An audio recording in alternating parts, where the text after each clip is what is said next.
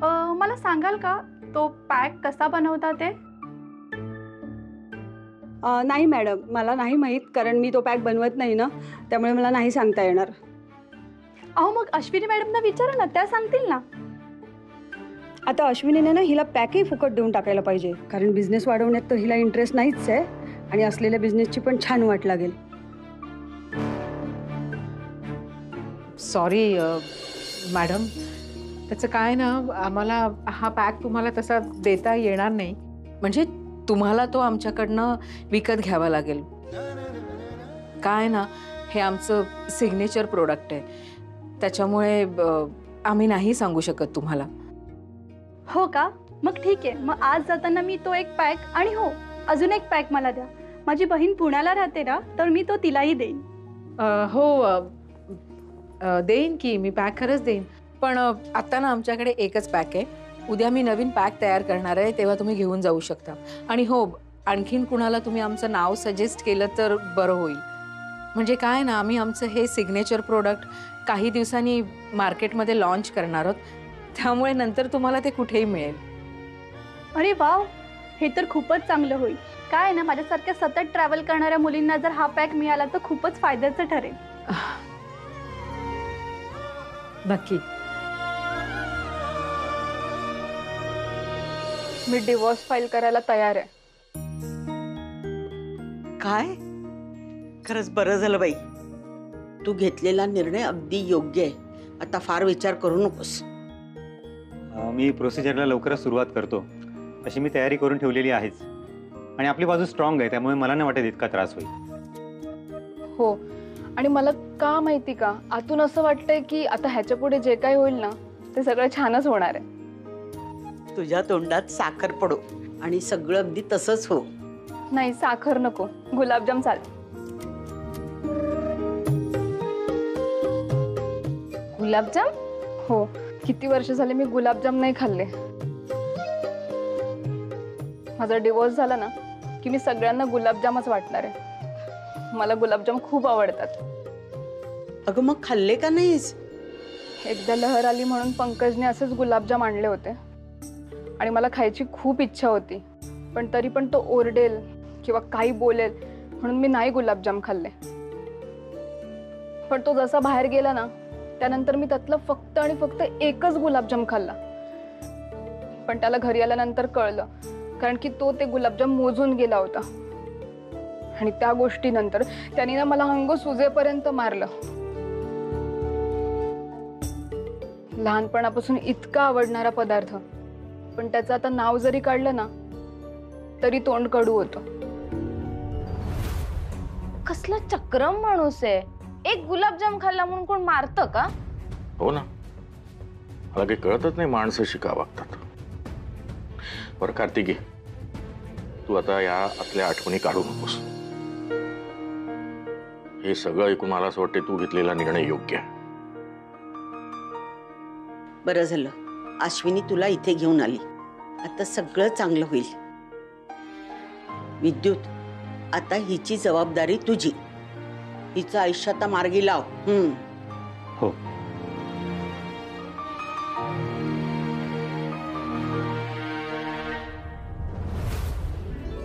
अश्विनी, तू हे जे काही बोललीस ते खरं बोललीस की फक्त मला बरं वाटावं म्हणून तू हे बोलतेस?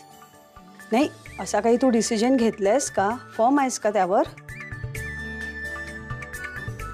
हो जेनी, मी माझं सगळं लक्ष आता पार्लरवर केंद्रित करणार आहे. माझ्या ध्येयापासून भरकटले होते, पण काल जेव्हा तुम्हाला बोललीस त्याच्यानंतर घरी गेल्यावर ना खूप विचार केला मी, आणि तुझं म्हणणं पटलं मला. तू बरोबर होतीस जेनी.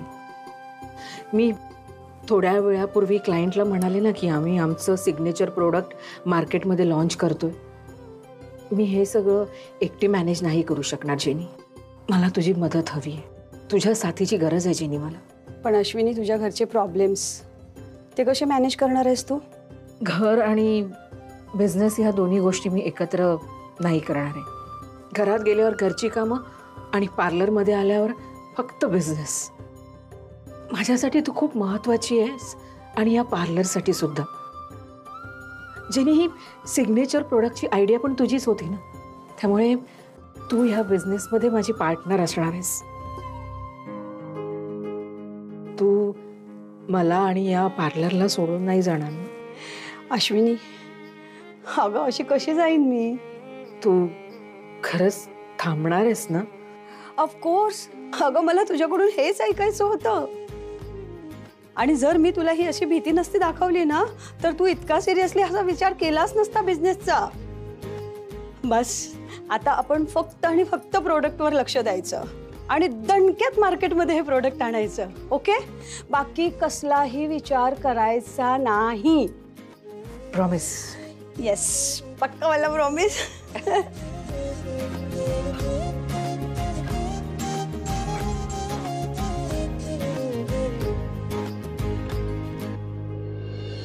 शिल्पी, ते परांजपेन बरोबर आज तुझी मीटिंग होती, त्याचं काय झालं?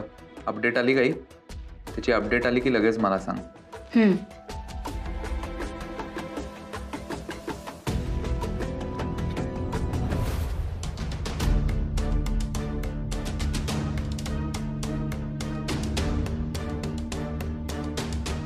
तिला काय झालं? सकाळपासून तर ठीक होती.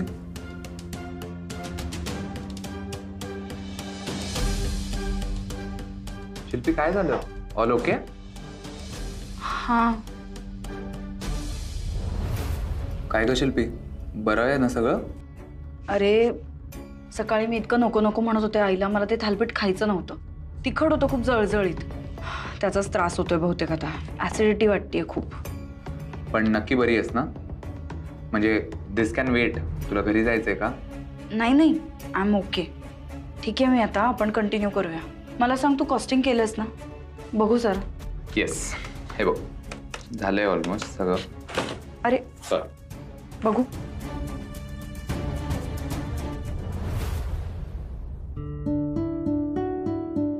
आई बिन साखरेची चहा.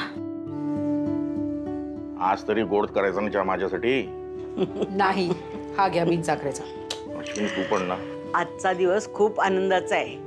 एकाच दिवशी दोन दोन आनंदाच्या बातम्या. एक तर कार्तिकीने खूप महत्वाचा निर्णय घेतलाय आणि अश्विनीने सुद्धा बिझनेसच्या बाबतीत खूप महत्वाचा निर्णय घेतलाय. बस अशाच खंबीर राहा आणि खूप पुढे जा. जेनी पण परत काम करायला तयार झालीये. अगं जेनी तुला सोडून जाणारच नव्हती कधी. पण खरं सांगू, ती जर तसं बोलली नसती तर तू तुझा बिझनेस परत नव्यानं सुरू नसता केला ना. हॅलो, हा बोलतोय. काय? अहो पण मी तर अच्छा अच्छा, इट्स ओके. मी पाठवतो, कन्फर्मेशनचा ईमेल पाठवतो मी तुम्हाला. हो लगेच पाठवतो. Thank you thank you thank you so much. हे कसं शक्य आहे अश्विनी? मी कन्व्हेक्शनसाठी ऑनलाईन अप्लाय केलंच नव्हतं आणि मला सिलेक्ट केलं. मी ऑनलाईन ऍप्लिकेशनच केलं नव्हतं तर सिलेक्ट कसं केलं मला? पण मी अप्लाय केलेलं.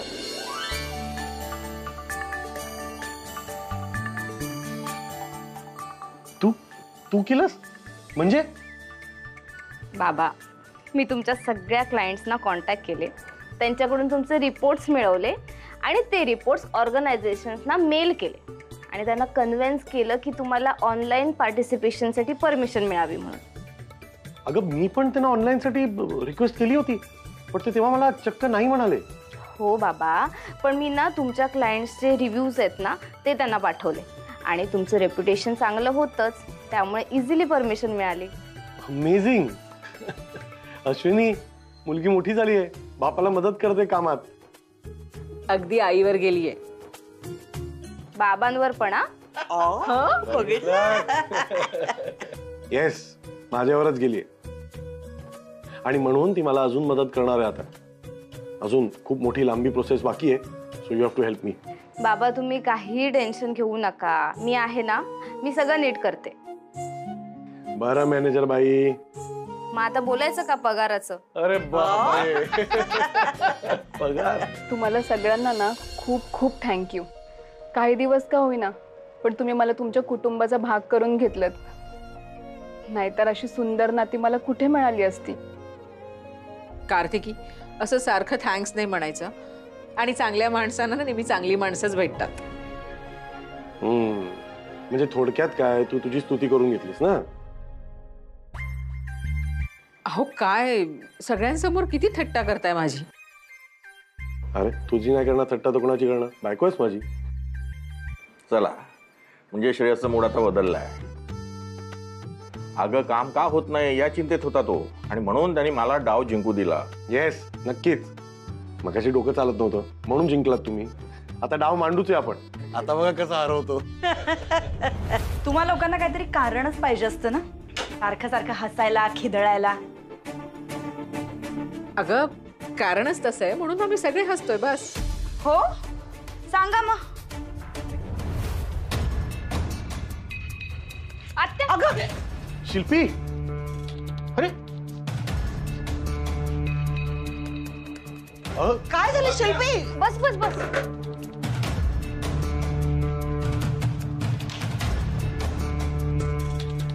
मी पाणी आणतोय. शिल्पी बरी आहेस ना ग? काय झालं? हे पाणी घे.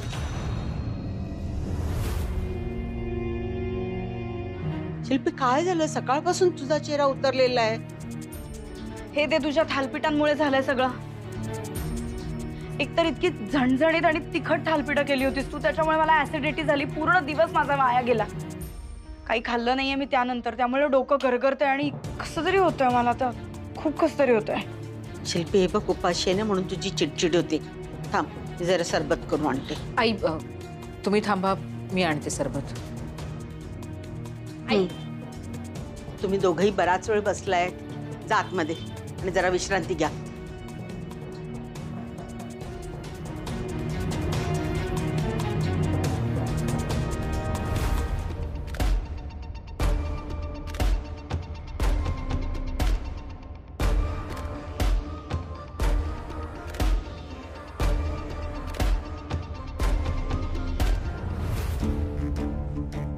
काय कार्तिकी मॅडम, कसला एवढा सोहळा चालू होता?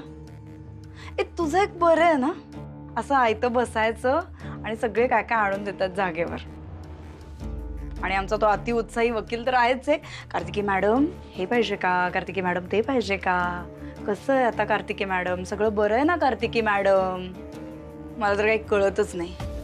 हे दोघे बहीण भाऊ यांना ना समाजसेवा करण्याची खूप जास्त हौस आहे. म्हणजे आपल्या लोकांना प्रॉब्लेम मध्ये टाकायचं आणि इतरांची मदत करत बसायची, जगभरातल्या सगळ्या लोकांची. आणि जगातले सगळे गरजू बिचारे ज्यांना खूप मदतीची गरज आहे असे लोक यांनाच भेटतात. आम्हाला बरे भेटत नाहीत. काय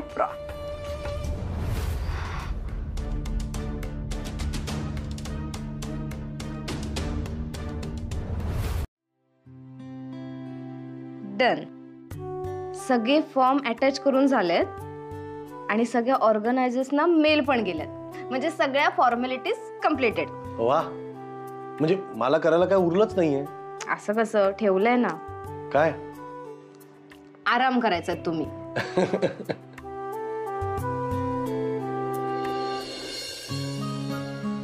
बाबा मी खरंच तुमचा बिझनेस जॉईन करू का?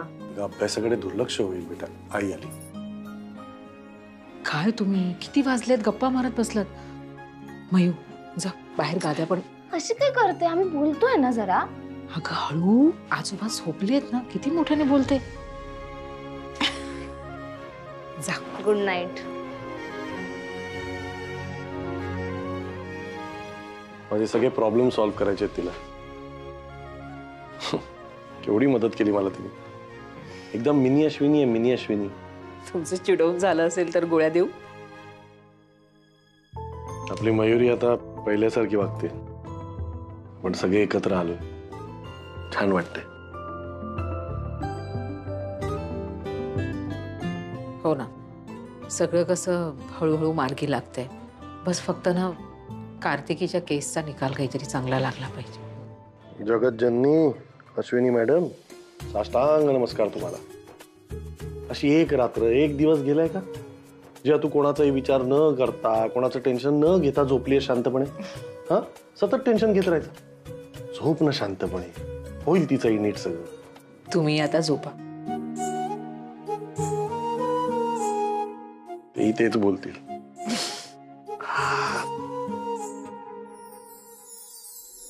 हळू. चला आता उजवा पाय पुढे टाक. हा आता डावा, परत उजवा.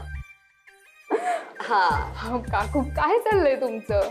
मला ना 2च पाय आहेत आणि एका पायानंतर दुसरा पाय टाकायचं हे माहिती हो मला. हो ग बाई, पण मी तुला शिकवायला आली आहे ना चालणं, मग नीट नको का शिकवायला? हो काकू, मला आत्ता जरी चालता येत नसलं ना तरी मी चालायचं कसं हे विसरलेले नाहीये. अरे तुम्ही चालायची प्रॅक्टिस करताय की नुसतंच गप्पा मारताय दोघी? दोन्ही एकत्र करतो. बस झालं काकू, ती दमली असेल आणि सकाळपासून तिने नाश्ता सुद्धा केलेला नाहीये. चल नाश्त्याला. काकू तुम्ही पण या ना. नाही नको, मलाही सगळा स्वयंपाक करायचा आहे बाकी. अगं अश्विनी, मी काय म्हणते, हिला घरातल्या घरात चालायची प्रॅक्टिस आता बास झाली. आपण हिला ना बाहेर घेऊन जाऊया, म्हणजे कसं प्रॅक्टिस पण नीट होईल आणि तिला अजून चालण्याचं हुरूप येईल ना, आणि बाहेरची ताजी हवाही मिळेल, म्हणजे कसं लवकर रिकवर सुद्धा होईल ना ती. अगदी माझ्या मनातलं बोललात बघा. मी पण हाच विचार करत होते. आज संध्याकाळी हिला फिजिओथेरपीला घेऊन जाणार आहे ना, तिथनं मी बागेत जाईन आणि देवळात सुद्धा जाऊन येईन, म्हणजे तिला फ्रेश वाटेल. चालेल ना कार्तिकी? हो चालेल. काकू येते मी. चल चल लवकर चल. चल.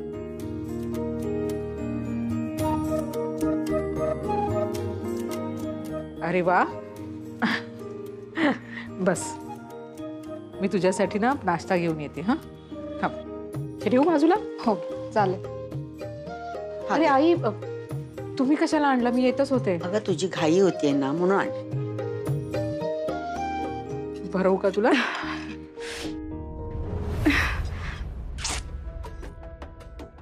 काय ग, एवढं कसं काय पित्त झालं तुला? सकाळपासून ही 3री उलटी आहे तुझी. हा प्रश्न मी तुला विचारायला पाहिजे ना आई. तू काय टाकलं होतंस त्या थालपिठामध्ये एवढं? एकतर एवढं जळजळीत आणि तिखट झालं होतं, मला नाही सहन झालं यार. बाकी सगळ्यांनी खाल्लं, त्यांना काही नाही झालं, तुलाच होतंय. हे बघ, रात्रीपासून पोट रिकामी आहे. अजून काय व्हायच्या आत नाश्ता करून घे. नाही नकोय मला, माझी काही खायची इच्छाच होत नाहीये. अहो शिल्पीताई, हे बघा पावसाळ्याचे दिवस आहेत, त्याच्यामुळे ना हे असे इन्फेक्शन्स होत असतात. तुम्ही असं अंगावरती काढण्यापेक्षा ना डॉक्टरकडे का नाही जाऊन येत? तुला सल्ला कोणी विचारलाय? इथे ना फुकटचे सल्ले देणारे मेंबर्सच खूप वाढायला लागलेत. ते मला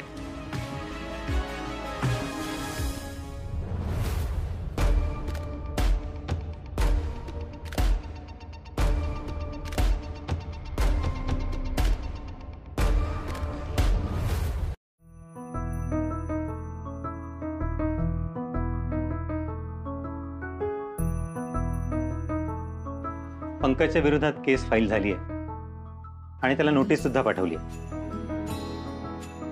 आता तो काय रिस्पॉन्स देतो त्याची वाट बघायची. कार्तिकी मॅडम, तुम्ही टेन्शन घेऊ नका, तोंड गोड करा. गुलाबजाम आणले. माझ्या प्रोफेशनमुळे आजवर मी अनेक स्त्रियांच्या व्यथा ऐकल्यात. आपण इमेजिन सुद्धा करू शकत नाही इतकं प्रत्येकीने सहन केलेलं असतं. पण परवा कार्तिकी मॅडमची गुलाबजामची गोष्ट ऐकली आणि मला रात्री झोप नाही लागली. म्हणून हे गुलाबजाम आणले, तुम्हाला आवडतील. ताई, कार्तिकीसाठी आणलेत ना? अगं नाही, सगळ्यांसाठी आणलेत. थँक्यू. हां हो, थँक्यू काय. कार्तिकी मॅडम, आपण माणुसकीच्या नात्याने एकमेकांच्या संपर्कात आलो. त्याला उगाच थँक्यू आणि सॉरी बोलून फॉर्मल स्वरूप देऊ नका. आणि हे गुलाबजाम मी एका सच्च्या आणि चांगल्या मुलीसाठी आणलेत, माझ्या क्लायंटसाठी नाही. पहिलं तुझ्यासाठी घे. आई,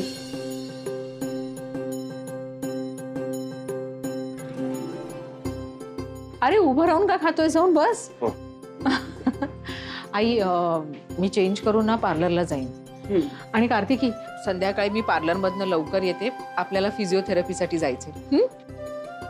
म्हणजे तुम्ही ऑटोने जाणार? हो का? नाही, माझंही संध्याकाळी लवकर काम होईल, मी तुम्हाला ड्रॉप करतो. अरे वा, हे तर बरंच झालं. पण मी एक काम करते, पार्लरमधनं निघाल्यावर मी तुला फोन करेन. ठीक. चल मी निघते.